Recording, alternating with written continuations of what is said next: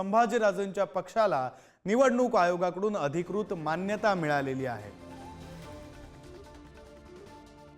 महाराष्ट्र स्वराज्य पक्ष अशा नावाने निवडणूक आयोगाने मान्यता दिलेली आहे।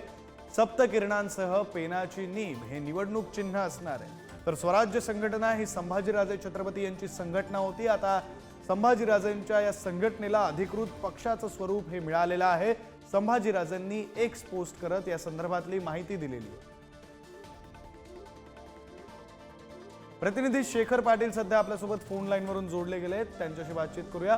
शेखर, किती नेमकं महत्व आहे संघटनेचं रूपांतरण हे आता पक्षामध्ये झालेलं आहे?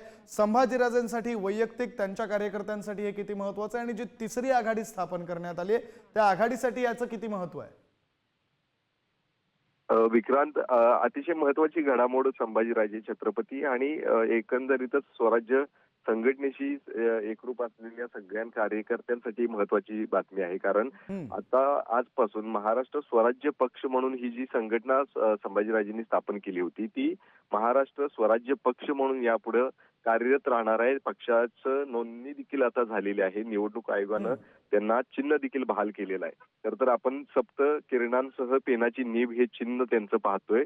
आगामी निवडणुकीच्या पार्श्वभूमीवरती संभाजीराजे छत्रपती यांनी जी तिसरी आघाडी बनवलेली आहे त्या तिसऱ्या आघाडीमधले हा एक पक्ष म्हणून आता समोर येणार आहे। त्यामुळे आगामी विधानसभेच्या निवडणुकीच्या पार्श्वभूमीवरती मिळालेले हे पक्ष आणि पक्षचिन्ह नक्कीच अनेक गोष्टी ज्या आहेत ते सांगून जातं। त्यामुळे नक्कीच या संपूर्ण तिसऱ्या आघाडीच्या माध्यमातून कशा पद्धतीनं राजकारण जे आहे ते पुढच्या काळामध्ये पाहायला मिळणार आहे हे देखील पाहणं गरजेचं असणार आहे। विक्रांत, अगदी खरं आहे शेखर, धन्यवाद तुम्ही दिलेल्या या सविस्तर माहितीसाठी।